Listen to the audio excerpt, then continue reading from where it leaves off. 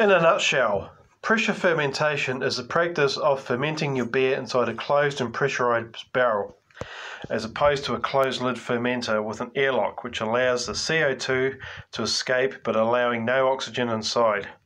A pressure fermentation chamber will not allow the CO2 to escape, thus reducing to practically nothing the chance of oxidization as well as ester development to occur. Pressurizing the chamber is also a way of oxygen-free keg transferring, which once again eliminates any contact with oxygen. Pressure transferring to bottle can be a little more challenging, but this can be lessened with the help of a counter-pressure bottle filler. Pressure fermenting also dramatically shortens fermentation time as well as some flexibility when it comes to temperature range. Another great advantage of pressure fermenting is that it stops ester development, which is perhaps a reason why you should be cautious with what you brew. For example, beers such as hazy IPAs, Belgian doubles, saisons and the like are not suitable for pressurized fermentation as their profile is typically driven by ester and phenolic flavors. Lagers especially thrive in this development and usually come out of the fermenter with a very clean taste profile. This is also true with aroma retention, as well as there is no potential scrubbing which goes through the airlock, and the aroma naturally stays inside the chamber. Alternatively, applying too much pressure will have a detrimental effect on your beer. Too much pressure will lead to lack of cell growth, which leads to poor attenuation, which in turn can lead to a sweeter beer than anticipated.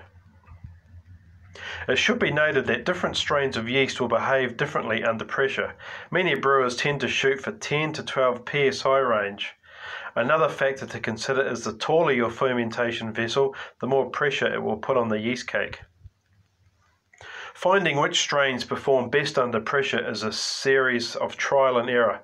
Saying this, lager yeast such as Lallemand Diamond Lager and Fermentis W3470, which are both dry lager yeast, will happily ferment up to 12 psi.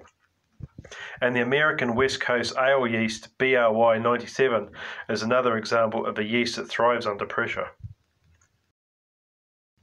In an exhaustive series of experiments, author and co-founder of Sapwood Cellars, Scott Janish, compared several yeast strains to observe their behaviour under different pressures. It's well worth a read. What equipment is required with pressure fermentation? There are a plethora of products available out there, and we will go into detail about the various products you can use in a future video. Of course, it will depend on which method of pressure fermentation you are going to adapt.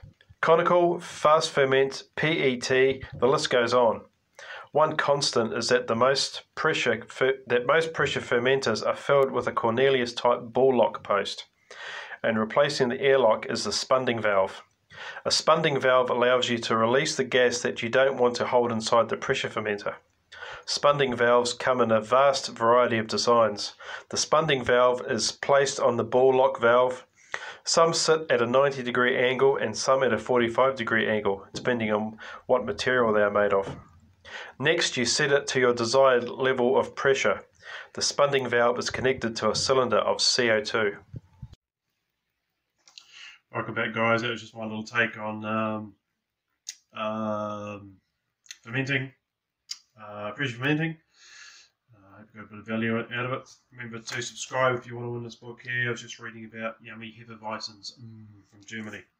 Anyway, check out my next video about fermentation and techniques, and I will see you in the next one. Cheers, guys. Oh, and don't remember, I've changed the name of the channel. It actually now has a name after 3.5 years on YouTube. I just realised, wait a minute, the channel doesn't have a name.